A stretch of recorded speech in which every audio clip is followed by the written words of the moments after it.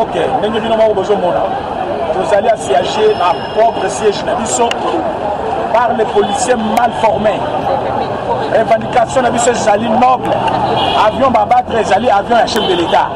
Avion ezali kobomba logistique ya chef de l'État. Ce n'est pas n'importe quel avion parce que ezaki na kati nango chauffeur principal ya chef de l'État. Bagarre de corps ya chef de l'État. Na chargé ya logistique ya chef de l'État. Ce n'était pas n'importe quel avion. Mais comment on peut battre avion wana? Bateau na bakufi, bateau ebisa biso non, il ne fallait pas bakanganzela. Donc ebisa bango boye. Chef de l'État a salué la personne la mieux sécurisée du pays. Il faut pas sécuriser. Mais du fait que bazo ko ba gaz partout, to sali contre l'Okwana. Mais ali message fort. To pesa église catholique. Ameka kobima le 19 ke. Et sali message, to sali kopesa. Na bango batu akingakati na lamuka na consort que chef de l'État a sali bien sécurisé. Ceux qui basali kebate biso moko na kingakati so basali kebate biso moko na ndako fayu to yebi bango nyonso to se to lobaki depuis lobby que ministre de défense il faut balungula ye ministre de défense salungwa balungula ministre ya nani ya intérieur po auti sika ayibina na le côté intérieur makamba aviation zo lekela ye na minute chef de l'État ça en danger pourquoi parce que mutu babattre azali chauffeur principal à chef de l'État garde de sécurité alors biso tozali kogarde ye toyebisi bango soki bameki oyo ezali expression bamekate tokozwa bango oyo ezali expression ke toza ebele tozali na nzela biso tokokanga bango moko tokoboma bango tosisa bango donc soki bameki lisusu oyo babimi baza moke tokobima bana nyonso ya Congo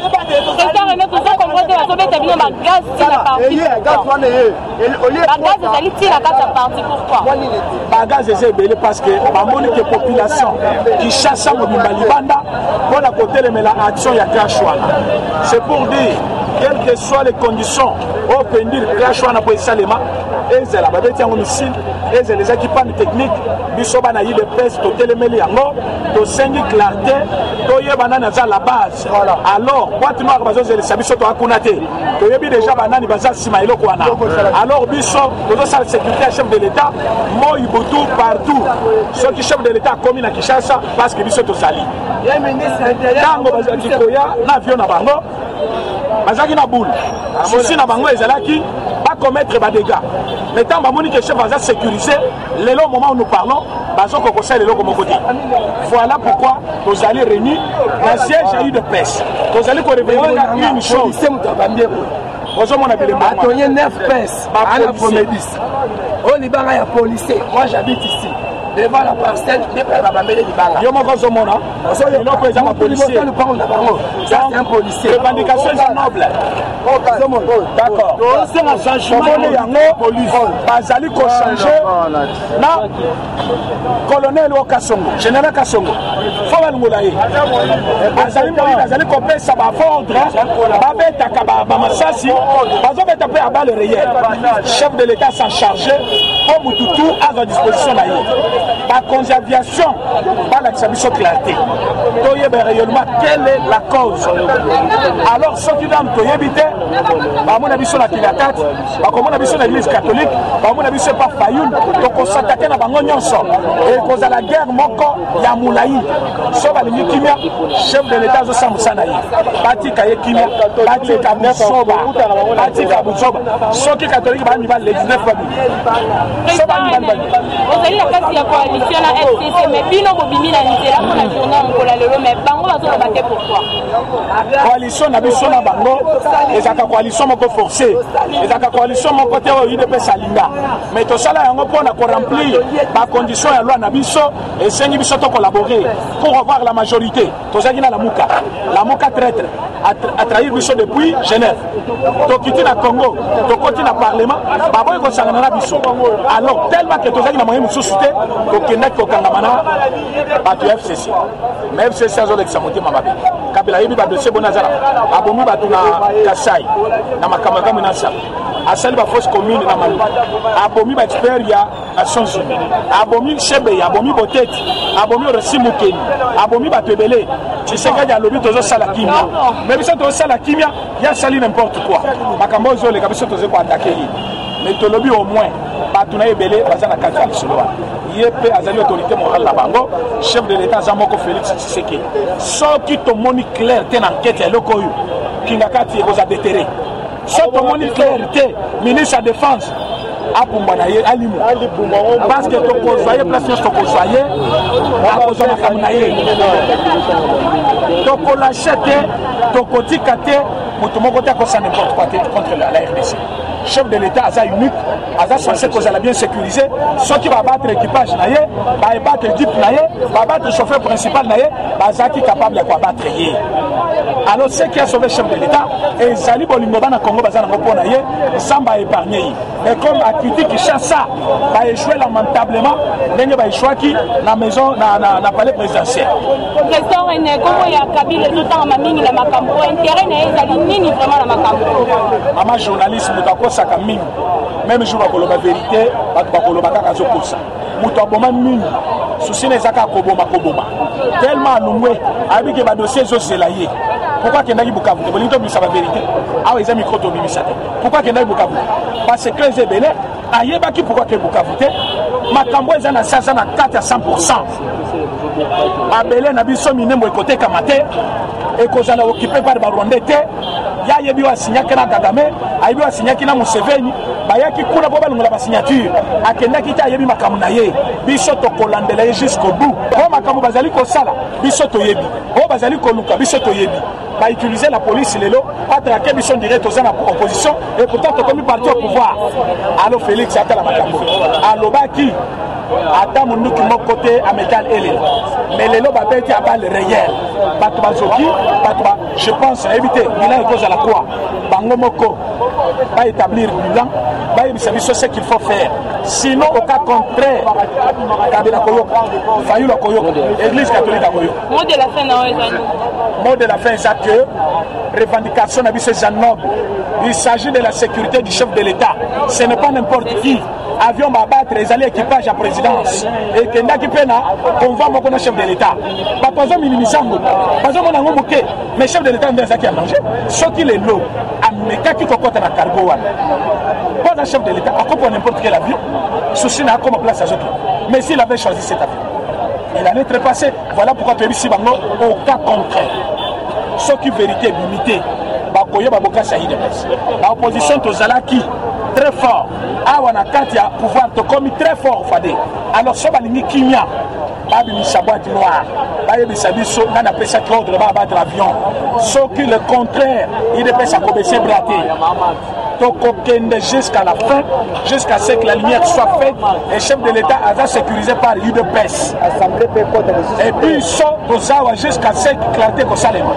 assemblée na bango nationale ya muyibi bato ebele kwa basala te baza kuna ebele tomona biloko bavote te bato FCC baleki ebele na kati ya pouvoir buzoba na bango conséquence yango alors dio wana tomona eloko epesa biso donc on a Félix à chef na biso apona bango pona kosala coalition c'est pour avoir la majorité dans l'Assemblée toboité mais tokomi komona que cette coalition ne nous amène rien par contre tokomi ko subir conséquence to rater hier bato mosusu basala zimi to bazima pango bakongo calmer biso lelo lobi soki Félix akufi biso tout raté po muto gagner na nuvia zate po bazo calmer biso wana basombi mituka basombi mapango bazana ba relation mais biso de peste ça zéro soki lelo Tshisekedi akufi bakotira na mituka bazui na mapango bazui mais biso bana ide peste kotira la zéro yango biso bana ide peste to kotika ide peste za mutute et comme le lobi yo za mutala moka babenga na yo ide peste za mutute ide peste za biso nyonso moi de raison que tous les revendiqués chef de l'État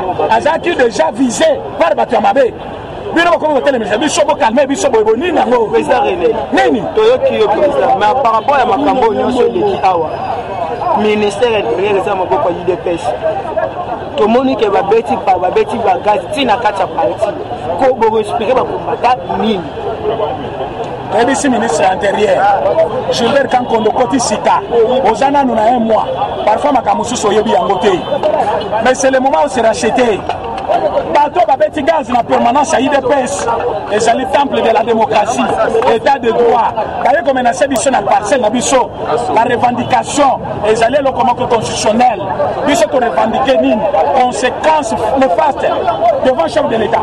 Alors ceux qui bango ba monique makambo to ça les a contre la loi va prouver biso avec la loi biso to revendiquer parce qu'il y a biso qui attaqué bato ba kufi ya mort d'homme na bato ba kufi chauffeur wa yebi ya biso nyos avec chauffeur personnel et chef de l'État to yebi avant la présidence moto akufi ona Shadrach biso nyos to yebi ba combattant belé ba kufi l'avion wala na équipage wana alors na minute to zo revendiquer pour na ba ya biso ba musu ba ko calmer biso sauf bolia qui déjà ba mbongo bozui biso to zaliba na IDPS biso ba IDPS to joie et ça te pour le makambo beba bino ba se bozui alors biso to zoni so ti se da kufi biso to tia nani bino ba se bozui biso to tia nani to kotika tante so le blo bengana mutu IDPS il faut une article les ali koloba ki mutana bengana abengana IDPS IDPS ça moko eza biso nyonso to telemela munguna kake musika munguna za kabila fayulu na église catholique yango le 19 wa komeka kobima na nzela to kosisa ekanda na biso soki catholique abimi na nzela kanda na biso nyonso lelo ekosilela ye tokokotela eti na kati ya baeglise tala bazela tokobimisa nyonso te d'abord plan stratégique ezozwama lelo soki bameki kobima le 19 tala dayel oza moto ya lamuka toyebi yo yo ozala jamais moto ya catholique okomi moto ya CLS depuis quand tozalaki na opposition ozalaka na biso na lamuka osoutenir mpe lamuka okomi CLS ndenge nini moto azalaki coordonnateur ya mouvement wana toyebi comme okoti makambo ya lamuka okomi kosoutenir ya lamuka kanda na bino eza ke totie classe ofili nde naye koloba na mikro oyo nabelaki nabimi na kanda parce que nayoki ke des autres ezalaki awa yo moto ozali kosa n'importe quoi église catholique tokoya samedi le 19 tokozwama na yo yo sango lata sultan yo cardinal lata sultan biso tokoya na drapeau ya IDPS na drapeau ya mboka tokotala na nza makasi gratuité eponi école te gratuité eponi tribu te gratuité eponi parent te ou parti politique te eza mpona kongo mobimba nyonso bosala affaire 15 millions ezaka bongo te nani ayebisi bino 15 millions ebungi na IDPS nani ayebisi bino 15 millions ebungi na Kamere nani ayebisi 15 millions ebungi kuna marche na bino eza na ntina nini bokomata mokanda moko page moko olakisa biso mabe nini chef de l'État asali depuis aza na pouvoir ata moko te ezali yango toyebisi bino wakomeka kobima aye kotumbola biso nakanda oyo tose tozwi tose topedre bato ebele plus de 14 personnes bazawa te so tosangisi bao nyonso bakufa kala kanda wana ekosila bino na nzoto bokoluka bato bakufa mpe po IDPS akufeli tro tokosila te so balingi bakufa na nko bokokufa po IDPS akotelemela bino. Président René Bitumba non silité président de la République a lancé qui défi pour na makambo ya paix na mboka na biso etali parti vraiment ya est yango tozali komona déjà ba réponse bandi da kozonga tomoni déjà crash ya avion etikali nini okoloba nini on affliction oyo Rwanda sali intérêt neza na mabele wana tata ekolo alobi eta kokufa pona ekolo Rwanda répondre dans le roté. Chef de l'État lancé défi. Alors biso olingo bomba bato na est. Na zapre ya kokufa pona kimia na est. Ba moni que c'est un défi asa déterminé. Yango bazaki décider ba bato. A lancé défi Kagame afandaki, Museveni afandi, bato FCC bafandi. Et alobi je suis prêt à mourir pour que la paix revienne à l'est du pays. Il a lancé un défi et tout ce monde-là, quand ils ont compris que le chef de l'État a déterminé, voilà pourquoi ils sont motivés par une décision à combattre. Mais ils se sont trompés de cible. Le chef de l'État a protégé par l'immunité présidentielle et la main divine. Parce que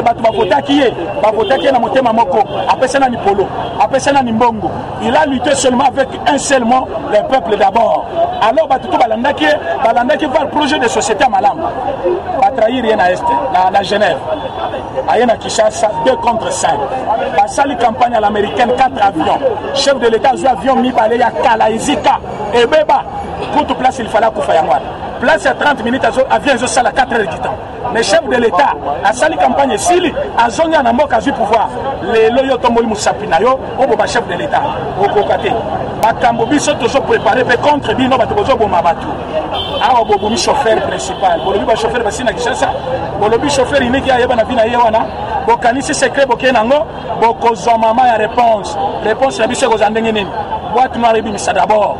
Vérité zanine. Avion exécution nanani. Ezali panne normal. Ezali fusilé ezui. Et l'on connaît une poe koya. Pourquoi batu penyonso? Tout le monde. Et puis, trajectoire. Et l'Union Goma, et que comme on a cassé ce côté, il y a Maniema. On ne comprend plus rien. Chef de l'État, aux Abananayo, Toboya Genève, on dit que les millions à pouvoir. Yokabiso, Bato Bazaba Toumabe, Bazali Batoumabe, Tango Biso, Toboya Genève, Bato Finga Biso, Balobana Biso, Bazaba Détraqué. Faire parler de vous.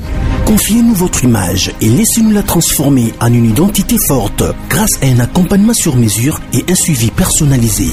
De la communication institutionnelle au marketing politique et commercial, Eshima Magazine apporte des solutions de communication à tout type d'entreprise, institutions ou personnalités. Notre parfaite connaissance des outils de l'information et de la communication, mais aussi notre expertise, sont des atouts pour vous conseiller en proposant des solutions efficaces afin de rendre votre communication adaptée, maîtrisée, attractive et persuasive. Tout un champ de stratégies de communication.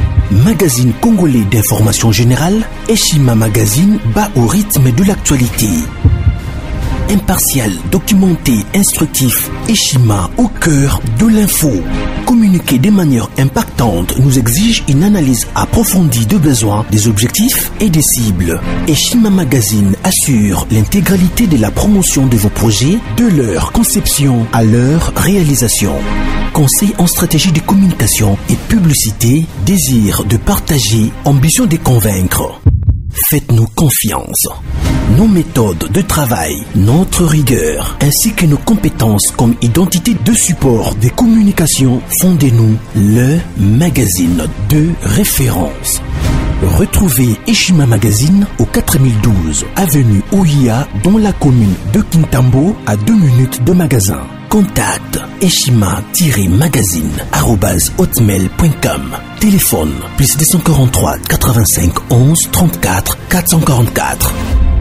Eshima Magazine, un nouveau standard d'information.